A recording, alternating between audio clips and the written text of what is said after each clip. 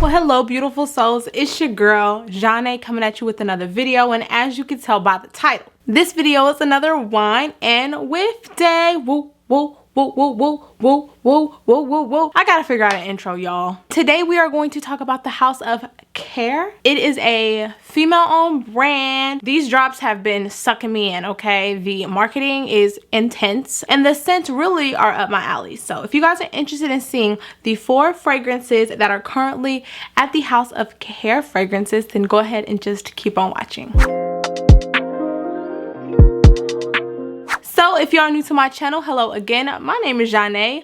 Welcome, and if you are returning, thank you so much for clicking back onto another video. I truly appreciate you guys' support. So if you have not already, make sure you hit that subscribe button down below and join the family, and give this video a thumbs up if you want to see more videos from moi. Now let's get into it. So let me give you a little detail about this series. I started the series last year, but this year we're kicking it up, okay? We're gonna have some fun stuff going on, and I decided for this wine and whiff we will talk about Kheir fragrances, and of course I have my Malbec with me. Get your drink of choice, get you a snack, get you a drink, something, partake with me, fellowship with me as we talk about these fragrances. I haven't really heard many people talk about this house, but ever since they started dropping fragrances, I've pretty much been on it. The girls were talking about one fragrance in particular on TikTok and a little bit on Instagram, so that's what piqued my interest about the house. And then I saw that they were coming out with more scents, so I really just waited for all the drops and slowly started to collect these fragrances. I do have opinions about these, and I'm not gonna spend too much time on each of these.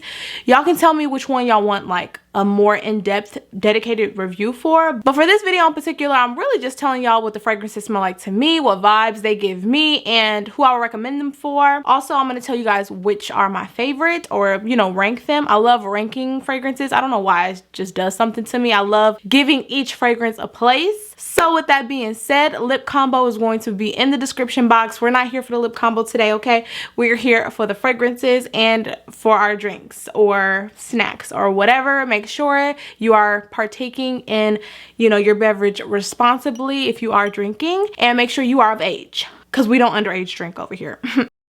So we're gonna go ahead and start in order from all the drops. The first fragrance that they released was 7 Minutes, and these are all extrait de parfum, which means they have a higher perfume oil concentration, thus allowing the scent to, you know, last a little bit longer, sometimes even project more. So in my experience, extrait de parfums are a little bit more intense and louder and stronger in their scent, and also they last a lot longer on clothing and on skin than like a eau de parfum, eau de toilette, eau de cologne, things like that. So we're gonna start off with 7 Minutes. This is not my scent of the day, but make sure you leave your scent of the day or night down below, because I would absolutely love to know. I love the chit chat, I love the dialogue. Y'all be putting me on some really good fragrances. This to me really is just a warm, sweet, spicy, vanillic gourmand with some woodiness. Over time, it has aged beautifully in the bottle, so I will say when I first got this, the woodiness was quite intense, but now it is a more like creamier vanilla scent. It is giving more vanilla than it is woods, but it does have that nice hefty woodiness in the base that really gives this fragrance some character and like some sex appeal, because sometimes vanillas can fall flat or be a little bit too sweet, but I feel like having that grounded woodiness in the deep dry down really allows this to be very sexy and quite sophisticated and mysterious. I feel like if the deep woodiness wasn't in here, it will make this a lot more, you know, youthful and less sexy and sophisticated. So yeah, this was the fragrance that kind of put me on the radar with this house, and a lot of the girls were talking about how this is like a gourmand lover's dream and this is that and the third. For me personally, it's not a gourmand lover's dream, but if you want a vanilla fragrance that's like a grown woman vanilla, that's what this fragrance is. It's just a grown woman vanilla. It's not giving, you know, you're in your teenage years or your early 20s. It's giving you're established and you know what you're doing, if that makes sense. So this is for the vanilla girls who want a sophisticated vanilla, who wants a more refined and elegant vanilla that is long lasting. So I pulled up the notes on my phone so I can give y'all exactly what they have on the site. So in the top you get caramel and a milkshake accord. In the middle you get some violet, some rose, some marshmallow, and of course you get vanilla. And then in the base you get woody notes, amber, and you get a little bit of musk. So I definitely get this like dark woodiness, but the amber in here also comes off a little bit more resinous and woody. It doesn't really come off as vanillic as some ambers can come off as, or like airy, because some vanillas that aren't as intense can kind of come off a little bit airy, a little bit more vanillic.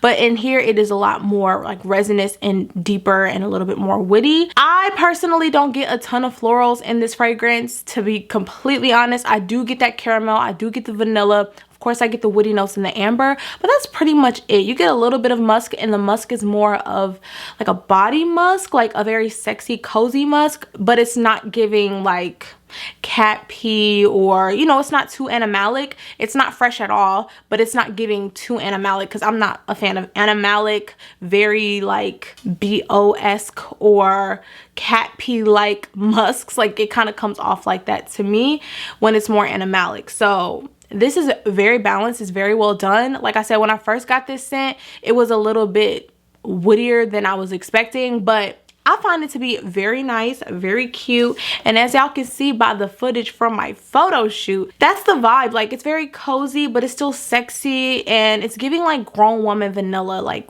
I'm here for it. So this is 7 minutes and she's a baddie. Okay, next, this fragrance was probably the most exciting fragrance out of the entire collection that I was excited to get. I love a good mango fragrance, and I'm always on the hunt to find the best mango fragrances, and this is not only mango, but it's like a mango cocktail, and booze with mango, you got me. Like, you got me. So this is Slow Sip. This is their mango fragrance. This was their second launch, and I jumped right on it, honestly. When I picked this up, I picked up 7 minutes, and I don't regret it at all. Like, I don't regret it at all. I'm so happy that I got the pre-order. So I did get 7 minutes first, and then I got Slow Sip.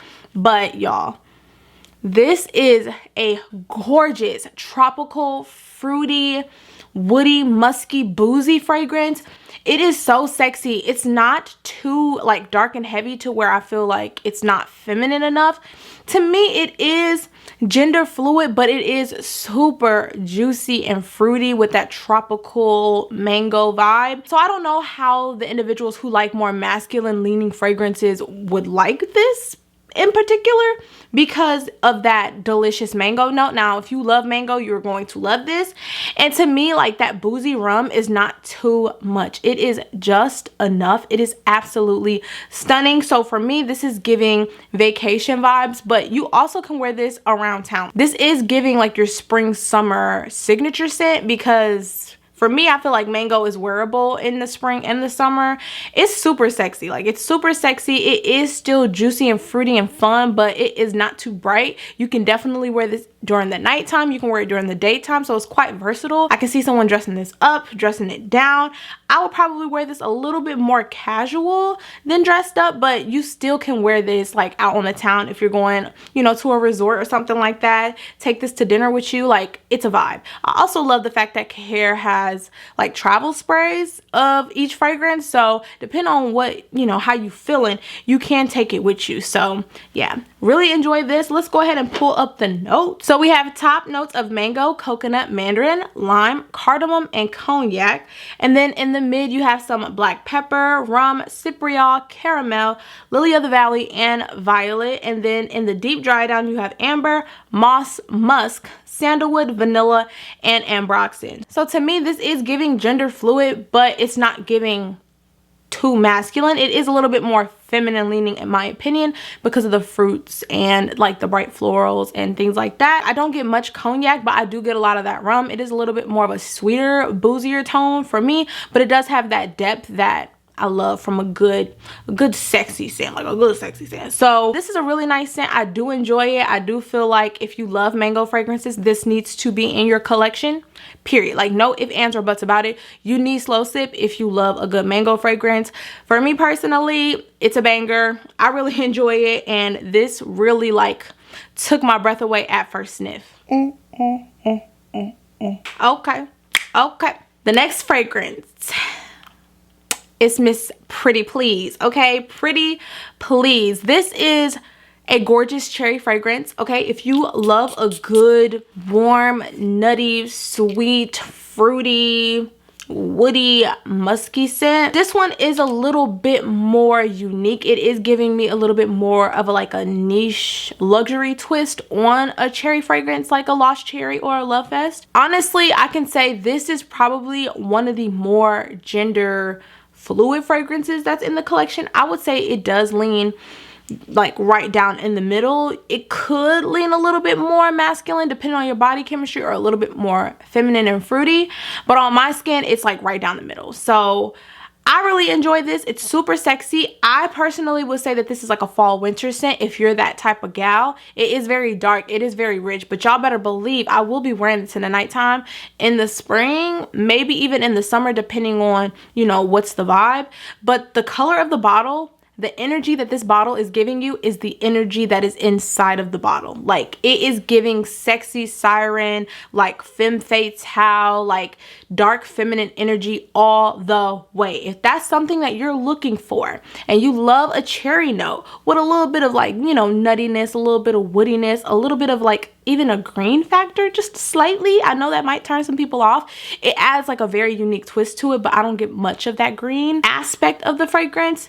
You would love Pretty Please. I'm telling you, you would love it. Like I really enjoy how fruity this fragrance is, but still how sexy and mysterious it is. It is just gorgeous in my opinion. Like I really don't have any bad things to say about it. It performs well. All these perform well because they're all extracted parfum.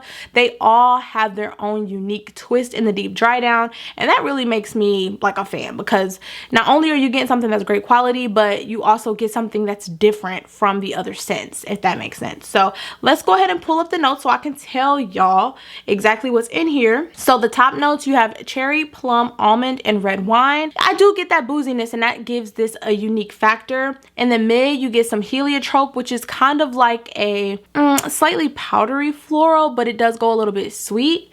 And then you get magnolia, jasmine, and orris. Orris also adds some powderiness to the fragrance, which that's a note that I'm not a huge fan of, but it's okay in here. In the base, you get some vetiver, some tonka, white musk, labdanum, cedarwood, oud, and sandalwood. So for me, I would say the cypriol and the vetiver gives this fragrance that slightly green, like unique twist to the fragrance. It does have that resinous tone from that labdanum, which gives me kind of an ambery vibe. And then I really love the top. Like you get that cherry, you get that plum, you get that very nutty almond that kind of goes cherry like, so they complement each other very well. The florals don't really pop out to me at all, but you do get that powderiness from the tonka beans and the heliotrope and the orris. I do get like a very nice wear. Like I just get an overall very nice wear. It is quite unique, so if you're not a fan of fragrances that don't smell like something else, you may or may not like this. Personally, I find it to be unique enough to where it is perfect in my collection with my other cherry fragrances. It's not very juicy and sweet and fun and playful. This is definitely sexy, mysterious, femme fatale vibes, dark feminine vibes, and I'm here for it 100%. Like I said, the bottle really gives you the energy of the fragrance, which I'm here for. Like I personally love it. So Pretty Please is a banger, and you know, I do enjoy her. She's not my favorite, but she is really nice in the collection. Now this fragrance that I'm about to talk about is their most recent launch. I did pre-order this. It did come in the mail recently, so I don't have a full experience about how this one wears in particular, but what I can tell you is that it's my scent of the day, and I smell like a true snack. Okay, I smell like a true snack. I smell as good as I look. You feel me? So with that being said, the last fragrance I'm gonna talk to you guys about is the newest baby out of the collection, Guilty Pleasures. Okay, Guilty Pleasures is giving guilty pleasures. If you love to indulge in some sweetness and some chocolate and some hazelnut, that's what it's giving. It is giving Willy Wonka in the Chocolate Factory, but make it a fragrance.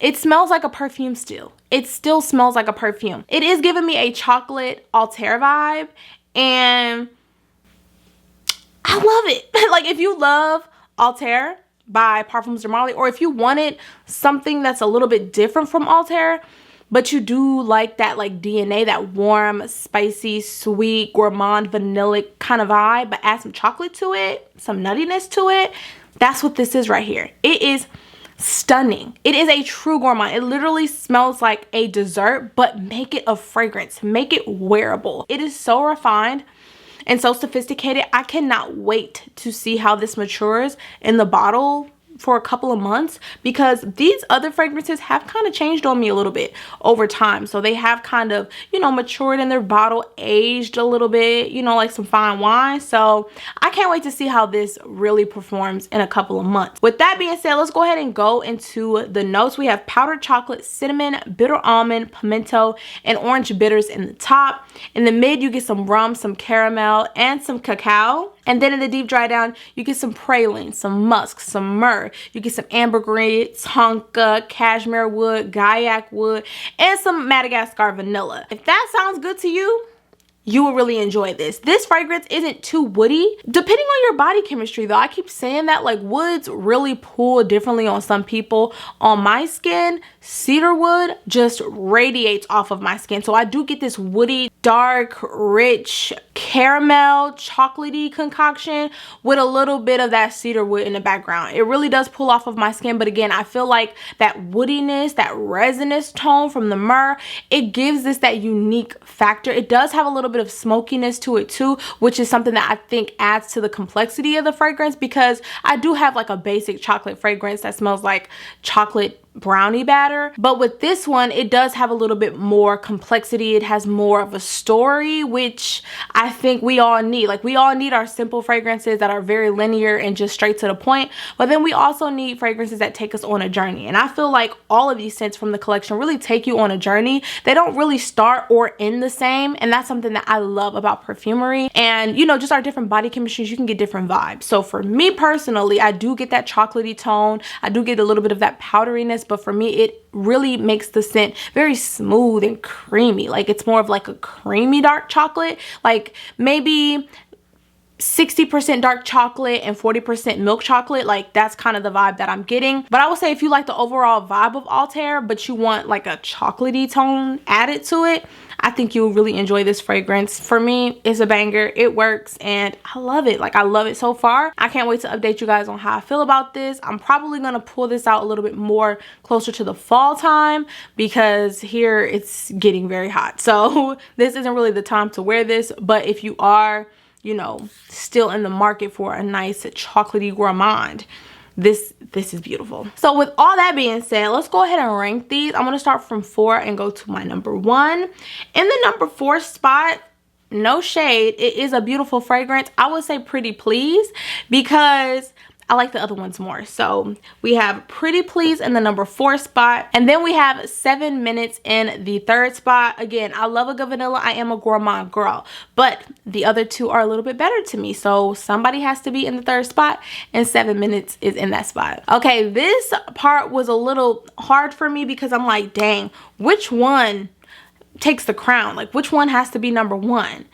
So I picked that, and that leaves this at the number 2 spot. That is Guilty Pleasures. And again, I love a good gourmand, but nothing can top a great mango fragrance in my opinion. It is one of my favorite fruity notes, period. Like, I can't live without it. I need a mango fragrance for the spring and summer. Whether it's fresh, whether it's sexy, it don't matter. I can start off with something like a fresh mango, a juicy mango, and then come to this very sexy, boozy, woody mango. Abso-freaking-lutely, this is my favorite scent out of the collection. This is Slow Sip. If you were to get any fragrance out of this collection and you like a good tropical, you know, fruity fragrance, I would say Slow Sip is your girl. If you just want to stick to a vanilla, go ahead and do 7 Minutes. But for me, if you have taste like me, yeah, yeah, so that's all I have for you guys today. What did you think about today's video? What did y'all think about the pictures that I took? What do y'all think about like the whole vibe of this Wine and Whiff? I want to, you know, add things, take away things. I really want y'all feedback because this series is the series that I'm working on for the year. So make sure y'all tune in. Make sure y'all let me know when y'all want to see these Wine and Whiffs, how often. I'm gonna start rolling them out for y'all. So if you are new to my channel, I do quiz you guys at the end of all of my videos just to see who's been rocking with me into the end or whatnot. And for today's video, go ahead and leave me the red wine emoji so I know you guys made it until the end. I love you guys so much, and I will see you all in the next one.